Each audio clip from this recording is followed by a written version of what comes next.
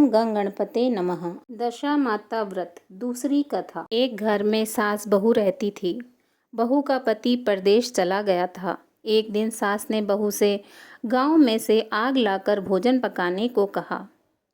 बहू गांव में आग लाने गई, पर किसी ने भी उसे आग नहीं दी और सभी ने कहा कि जब तक दशा माता की पूजा नहीं हो जाती तब तक आग नहीं मिलेगी। बेचारी बहू खाली हाथ घर लौट आई। उसने सास को बताया कि गांव भर में आज दशा माता की पूजा है, इसलिए कोई आग नहीं दे रहा है। शाम हो जाने पर सास आग लेने गांव में गई तो स्त्रियों ने उन्हें आराम से बैठाया और कहा कि सुबह तुम्हारी बहू आग लेने आई थी, परंतु हमारे यहाँ पूजा नहीं हुई थी, इसलिए आग नहीं दे सके। सास आग लेकर अपने घर पहुंची ही थी कि एक आदमी बछड़ा लिए आया और उसके पीछे एक गाय थी। स्त्री ने उससे पूछा कि यह गाय का पहला बच्चा है क्या? आदमी ने उत्तर दिया हाँ। उसने फिर पूछा कि बछड़ा है या बछिया? उसने जवाब दिया कि बछड़ा है। सास ने घर जाकर बहू से कहा, आओ हम दोनों भी दशा माता का डोरा लें और व्रत करें। दोनों सास बहू ने डोरा लिया। सवेरे से व्रत आरंभ किया। 9 व्रत पूरे हो जाने पर 10वें दिन डोरे की पूजा की। सास बहू दोनों ने मिलकर गोल गोल 10-10 अर्थात कुल 20 फेरे बनाए। 21वां बड़ा फेरा गाय को दिया। पूजन समाप्त होने पर सास बहू दोनों पारण करने बैठी। उसी समय बुढ़िया के बेटे ने परदेश से लौटकर दरवाजे पर आवाज़ लगाई। आवाज़ सुनकर माँ ने मन में सोचा कि क्या हुआ, थोड़ी देर बेटा दरवाजे पर ही खड़ा रह जाएगा, मैं पारण करने के बाद दरवाज़ा खोलूँगी। इधर बहू ने आवाज़ सुनी तो उसे रुकने का साहस नहीं हुआ। अपनी थाली का अन्न इधर उधर करके झट से पानी पीकर उठ खड़ी हुई। उसने जाकर दरवाज़ा खोला। पति ने उससे पूछा कि अम्मा कहाँ हैं? बहू ने उत्तर दिया कि वह तो अभी पारण कर रही हैं।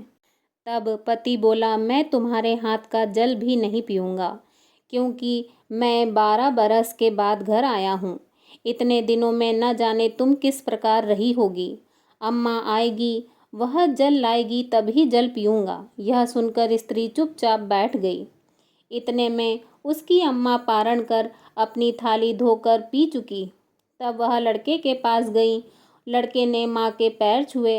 अम्मा उसे आशीर्वाद देकर बेटे को घर में ले आई। माता ने थाली परोस कर रखी। बेटा भोजन करने लगा। उसने हाथ में पहला ग्रास लिया ही था कि फेरों के वे टुकड़े जो बहू ने अपनी थाली में फेंक दिए थे अपने आप बेटे के सामने आने लगे। बेटे ने माँ से पूछा, यह सब क्या हो रहा है? माँ बोली, मैं क्या जानूँ बेटा, बहू जाने। यह सुनकर बेटा आग बबूला होकर बोला, ऐसी बहू मेरे किस काम की, जिसके चरित्र की तुम साक्षी नहीं हो। उसको मैं घर में नहीं रख सकता। इसे अभी घर से निकाल दो। यदि ये घर पर रहेगी तो मैं घर पर नहीं रहूँगा। माँ ने बेटे को व्रत के पारण का सब हाल बताकर हर तरह से समझाया, परंतु वह मानने को तैयार नहीं हुआ। वह यही कहता रहा कि इसे घर से बाहर करो तो मैं रह सकता हूँ। माँ ने सोचा, बहू को थोड़ी देर के लिए बाहर कर देती हूँ। जब लड़के का गुस्सा उतर जाएगा तब बहू को बुला लूँगी। बुढ़िया ने बहू से कहा, देहरी के बाहर जाकर पेड़ के नीचे थोड़ी देर के लिए खड़ी हो जा। जब बहू पेड़ के नीचे खड़ी हुई तो पेड़ बोला, मुझसे हटकर खड़ी हो, मैं दशा माता के विरोधी को छाया नहीं दे सकता। इस पर वह वहां से चलकर घड़ौची के पास गई। घड़ौची बोली, मुझसे हटकर खड़ी हो, मुझ पर इतना भार घड़ों का नहीं है जितना तेरा है। वह वहां से हटकर घूरे के ढेर पर खड़ी हो गई। घूरे का ढेर बोला, मुझ पर इतना भार कूड़े का नहीं जितना तेरा है, चल यहाँ से हटकर कहीं और जाकर खड़ी हो जा। इस प्रकार उसे कहीं भी खड़ा नहीं होने दिया गया। वह अपने मन में बहुत दुखी हुई। वह जंगल में चली गई। जंगल में भूखी प्यासी घूमती फिरती एक सूखे कुएं में गिर पड़ी। वह उसमें गिरी, परंतु उसे चोट नहीं आई। वह नीचे बैठ गई।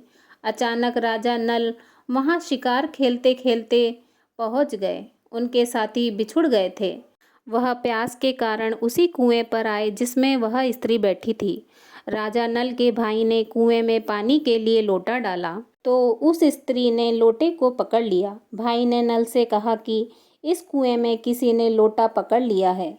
तब राजा नल ने कुएं पर आकर कहा कि तुम यदि पुरुष हो तो मेरे धर्म के भाई हो, और यदि स्त्री हो तो मेरी धर्म की बहन हो। तुम जो भी हो बोलो, मैं तुम्हें बाहर निकाल लूँगा। स्त्री ने आवाज़ दी और राजा ने उसे बाहर निकाल लिया तथा हाथी पर बैठाकर राजधानी ले आया। महाराज को शिकार से लौटकर महलों की ओर आते देखकर सेवकों ने महारानी को महाराजा के आने की सूचना दी। सेवकों ने एक स्त्री को हाथी पर बैठा देखकर रानी को बताया कि महाराजा एक नई रानी को भी साथ ला रहे हैं। यह जानकर रानी बड़ी दुखी हुई। इतने में महाराज भी वहां पहुंच गए। रानी ने हाथ जोड़कर विनती की, महाराज, मुझसे ऐसी क्या गलती हो गई जो मेरे रहते आपने दूसरा विवाह कर लिया। राजा नल ने हंसकर उत्तर दिया, वह तुम्हारी सौत नहीं नंद है, मेरी धर्म की बहन है।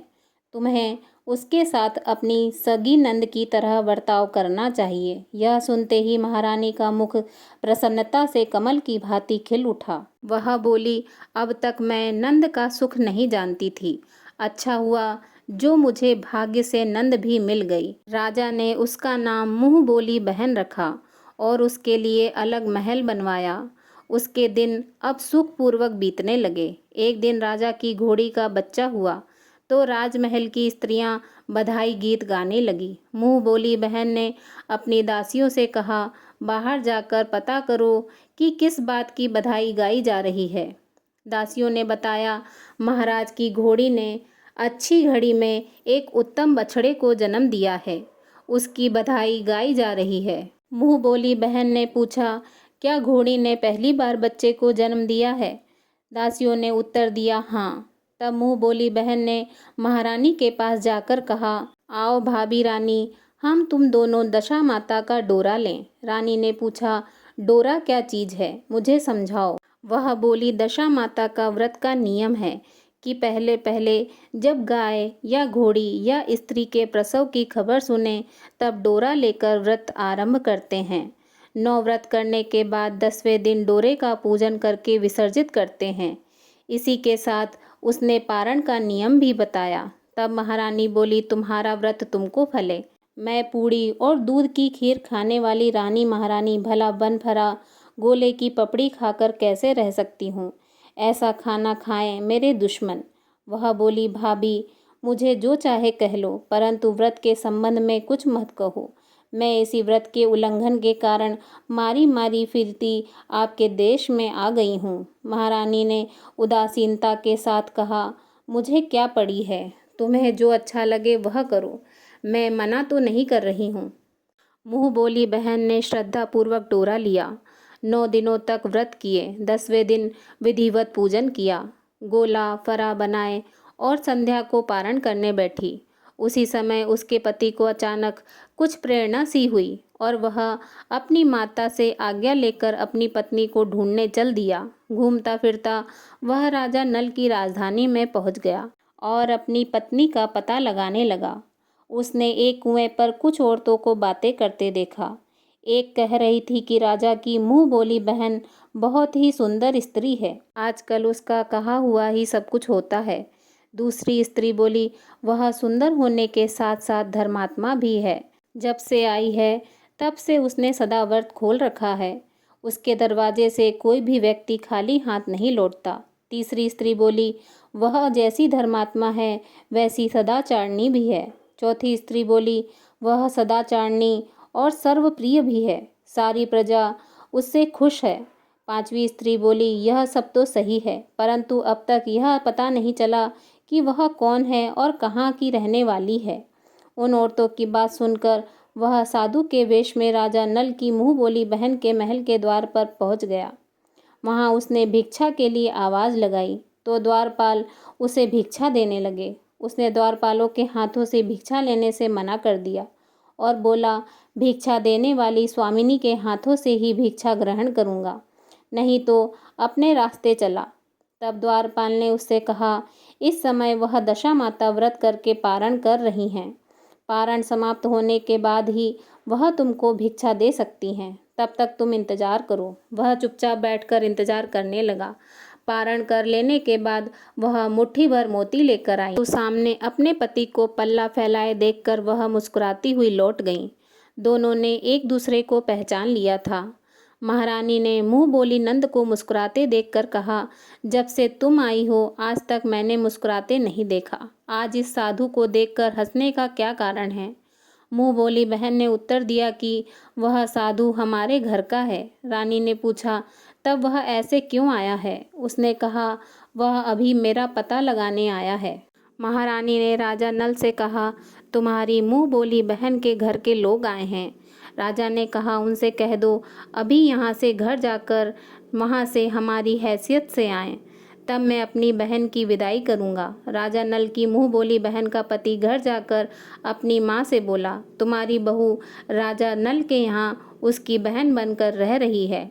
वह रोज़ सदा व्रत करती है और नियम धर्म से दिन बिताती है। तब उसकी माता ने उसे आज्ञा दी कि बहू को ले आओ। वह डोली, गाजे बाजे, कहार आदि के साथ यथाचित सज धज कर राजा नल की राजधानी को चल दिया। राजा ने उसका यथोचित आदर सत्कार किया और कुछ दिन मेहमानी में रखकर विधिपूर्वक बहन की विदाई की। जब वह महल से निकलकर चलने लगी तो महल भी उसके पीछे चलने लगा। तब महारानी बोली, नंद जी तुम चली और मेरा महल भी ले चली, जरा पीछे मुड़कर तो देखती जाओ। ज्यों ही उसने पीछे की ओर देखा तो राजा का संपूर्ण राजसी वैभव अचानक लुप्त हो गया। राजा की मुंह बोली बहन तो अपने पति के साथ आनंद से रहने लगी, परंतु राजा नल व रानी का यह हाल हो गया कि वे दोनों कमरी कतरी ओढ़े फिरने लगे। उनके भोजनालय में पत्ते खड़खड़ाने लगे। राजा नल ने रानी से कहा, अब हमें यहाँ से कहीं दूसरी जगह चले जाना चाहिए। रानी प्रतिव्रता थी, उसने राजा की आज्ञा मान ली। चलते चलते वे एक गांव के पास पहुँचे। वहाँ पर बेरी के पेड़ पर बेर लगे हुए थे। राजा रानी दोनों भूखे थे। उन्होंने बेर को उठाया तो बेर लोहे के हो गए। इस प्रकार राजा रानी जिस वस्तु को भी हाथ लगाते वह कंकड़ पत्थर में बदल जाती थी। इतने पर भी राजा रानी आगे बढ़ते गए। रास्ते में उन्हें एक व्यापारी मिला। व्यापारी ने राजा रानी को पहचान लिया। उसने राजा रानी के भोजन के लिए सेर भर आटा दिया। वे आटा लेकर नदी के किनारे गए। वहाँ रानी भोजन बनाने लगी और राजा नल स्नान करने चले गए। उस नदी में मछुआरे मछलियाँ पकड़ रहे थे। मछुआरों ने राजा को 4 मछलियाँ दी। रानी ने मछलियाँ भूनकर रोटियाँ बना ली। राजा नल भोजन करने बैठे तो रोटियाँ ईंट में परिवर्तित हो गईं और मछलियाँ उछलकर नदी में चली गईं। वहाँ से चलकर राजा रानी अपनी मुँह बोली बहन के यहाँ गए। बहन को जब पता चला कि भाई भाभी आए हैं तो उसने सेवकों से पूछा, कैसे आए हैं? सेवकों ने कहा कि भिखारियों के हाल में आए हैं। यह सुनकर उसे बड़ी लज्जा आई। उसने राजा रानी को एक कुम्हार के यहाँ ठहरा दिया।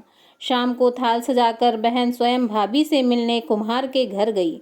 उसने भाभी के सामने थाल रखा तो भाभी ने कहा कि इस थाल में जो कुछ भी है उसे कुम्हार के चक्के के नीचे रख दो और चली जाओ। नंद थाल का सामान चक्के के नीचे रखकर चली गई। थोड़ी देर में राजा ने रानी से आकर पूछा, कहो बहन आई थी, क्या लाई थी? रानी ने कहा, आई तो थी पर जो कुछ भी लाई थी मैंने इस चक्के के नीचे रखवा दिया है। राजा ने वहाँ देखा तो वहाँ कंकड़ पत्थरों के सिवा कुछ भी नहीं था। राजा को समझते देर न लगी कि यह सब बुरी दशा के कारण है। भला वह मेरे लिए कंकड़ पत्थर क्यों लाएगी? अब राजा रानी वहाँ से चलकर अपने मित्र के घर गए। मित्र को लोगों से पता चला तो उसने उनसे पूछा, कैसे आए हैं? उन्होंने उत्तर दिया, भिखारियों के हाल में आए हैं। मित्र ने दुखी होकर, कोई बात नहीं, जैसे आए वैसे अच्छे आए, आखिर मित्र हैं, उन्हें महल में ले आओ। मित्र ने उन दोनों का स्वागत किया, स्वादिष्ट भोजन करवाया। एक कमरे में उनके लिए पलंग बिछवा दिए। उस कमरे में एक खूंटी पर 9 लखा हार टंगा था। आधी रात के समय राजा तो सो गए परंतु रानी जाग रही थी। रानी ने देखा कि हार वाली खूंटी के पास दीवार में एक मोर का चित्र बना हुआ है। मोर धीरे धीरे हार को निगल रहा है। रानी ने राजा को जगाकर वह दृश्य दिखाया। राजा ने सोचा, यहाँ से चुपचाप भाग चलना चाहिए, नहीं तो सवेरे चोरी का कलंक लगेगा। तब मित्र को क्या मुख दिखाएंगे। बेचारे राजा और रानी रात में ही उठकर जंगल की तरफ चले गए। दोनों चलते चलते एक दूसरे राजा की राजधानी में पहुंच गए। वहां अतिथि और भिक्षुओं को सदाव्रत दिया जा रहा था। वे दोनों भी सदाव्रत लेने गए, परंतु उस समय सदाव्रत बंद हो चुका था। वहां के अधिकारियों ने कहा, यह लोग न जाने कहाँ के अभागे आए हैं कि इन्हें देने के लिए कुछ भी नहीं बचा, फिर भी इन्हें एक मुट्ठी चने दे दो। उन्होंने इस प्रकार से अनादर और कड़वी बातों सहित दान लेने से अस्वीकार कर दिया। वे दाना अध्यक्ष की निंदा करते हुए बोले कि ऐसी कंजूसी है तो सदाव्रत देने का नाम ही क्यों करते हो। दाना अध्यक्ष बोला, यह तो बड़ा घमंडी भिक्षुक लगता है, भीख भी मांगता है और गाली भी देता है, इसको हवालात में डाल दो। इस प्रकार दोनों को एक कोठरी में बंद कर दिया गया। एक मुट्ठी चने दोनों को खाने के लिए मिलने लगे। जिस कोठरी में राजा रानी को बंद किया गया था, उसी के पास आम रास्ता था। एक जमादारनी राजा की घुड़साल साफ कर कर उसी रास्ते से निकला करती थी। एक दिन वह बहुत देर से निकली। रानी ने उससे पूछा कि आज तुम्हें इतनी देर कैसे हो गई। वह बोली, आज राजा की घोड़ी के बछड़ा हुआ था, उसी की टहल में देर हो गई। रानी ने पूछा, घोड़ी का पहला प्रसव है क्या। जमादारनी ने बताया, हाँ, पहली बार। रानी ने फिर पूछा, बछड़ा हुआ है या बछेड़ी। जमादारनी ने बताया कि बहुत अच्छा बछड़ा हुआ है। यह सुनकर रानी ने राजा से कहा, एक बार मैंने तुम्हारी मुंह बोली बहन के डोरे का अनादर किया था, उसी दिन से हमारी दशा बदल गई। मैं आज दशा माता का डोरा लेना चाहती हूँ। राजा ने कहा, परंतु यहाँ पूजा की सामग्री कहाँ से आएगी, उसके नियम धर्म का पालन कैसे होगा। रानी ने उत्तर दिया, दशा माता ही सब कुछ करेंगी, मैं तो उन्हीं का नाम लेकर डोरा लेती हूँ, फिर जो होगा देखा जाएगा। रानी ने 9 तार राजा की पगड़ी से और 1 तार अपने आंचल का लेकर अपना डोरा तैयार किया और उसी समय से व्रत करने लगी। थोड़ी देर में ही वहाँ का राजा अपनी घोड़ी को देखने के लिए उसी रास्ते से निकला। राजा ने नल दंपत्ति को कोठरी में बंद देखकर उनसे पूछा कि इनका क्या अपराध है, इन्हें क्यों बंद किया गया है। पहरेदारों ने कहा, ये लोग भिक्षा लेने आए थे, ये आपको आशीर्वाद देने के बदले गालियां देते थे, इसी कारण दाना अध्यक्ष ने इन लोगों को कैद में डाल दिया है। राजा ने कहा, यह तो कोई अपराध नहीं है, इनको मनवांछित भिक्षा नहीं मिली होगी, इसलिए ये गालियां देने लगे होंगे। इनको संतुष्ट करना चाहिए था, ना कि कैद में डालना था। इनको अभी रिहा करो। राजा की आज्ञा से उसी समय दोनों को कोठरी से बाहर निकाल लिया गया। राजा उनके पाँव में पद्म और माथे पर चंद्रमा देखकर पहचान गए कि यह तो राजा नल और रानी दमयंती हैं। इस पर उसने दोनों हाथ जोड़कर राजा से क्षमा मांगी और हाथी पर बैठाकर अपने महल ले गए। कुछ दिन तक राजा के यहाँ रहकर उन दोनों ने पूरे राजसी ठाट के साथ अपनी राजधानी की ओर प्रस्थान किया। रास्ते में वे पहले अपने मित्र के यहाँ गए। मित्र ने राजा नल के आने की खबर सुनकर लोगों से पूछा, मित्र आए हैं, कैसे आए हैं। लोगों ने कहा कि अब की बार तो राजसी ठाट बाट के साथ हाथी, घोड़े, डंका, पालकी एवं फौज को साथ लेकर आए हैं। मित्र ने कहा, अच्छी बात है, आने दो, मेरे लिए तो जैसे तब थे वैसे अब ही हैं, आखिर हैं तो मेरे मित्र। राजा रानी मित्र के महल में गए। मित्र ने उनको आदर सत्कार के साथ उसी स्थान पर ठहराया जिस स्थान पर पहले ठहराया था। आधी रात के समय जब राजा सो रहे थे और रानी पैर दबा रही थी, तब रानी ने देखा कि मोर का चित्र जो पहले हार निगल गया था उसे उगल रहा था। रानी ने तब राजा को जगाकर यह दृश्य दिखाया। राजा ने अपने मित्र को बुलाकर वह दृश्य दिखाया। मित्र बोला कि मैंने तब भी तुमको चोर नहीं समझा था और न अब समझता हूँ। यह दृश्य तुम्हारी बुरी दशा का फल है।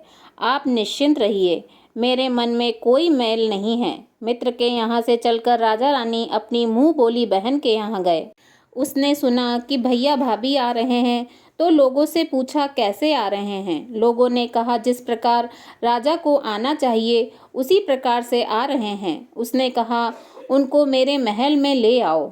जब राजा नल का हाथी बहन के महल की ओर बढ़ा। तब रानी ने कहा, आप अपनी बहन के घर जाइए, मैं तो उसी कुम्हार के घर रहूंगी जिसके पहले ठहरी थी। राजा ने कहा, जिस कारण इतने दुख उठाए तुम फिर उसी से झगड़ा मोल लेना चाहती हो, यह तुम अच्छा नहीं कर रही हो। परंतु रानी नहीं मानी, वह कुम्हार के घर ठहरी। राजा बहन के घर चले गए। शाम को राजा की बहन भाभी के लिए थाल सजाकर कुम्हार के यहाँ आई। उसने भाभी के सामने थाल रख दिया। भाभी सोने चांदी के गहने उतार उतार कर रखने लगी और कहने लगी, खाओ रे मेरे सोने चांदी के गहने खाओ, हम भूखे नंगे क्या खाएंगे। यह उलाहना सुन नंद बोली, यह उलाहना किसे देती हो?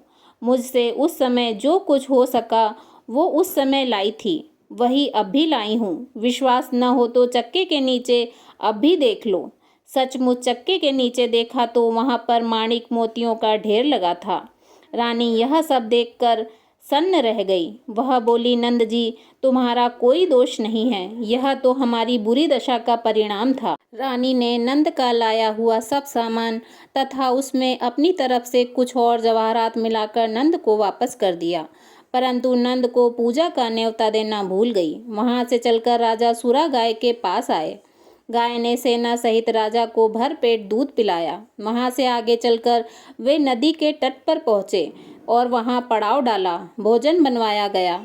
जब राजा भोजन करने बैठे तो उसी समय नदी में मछली उछल कर गिरी।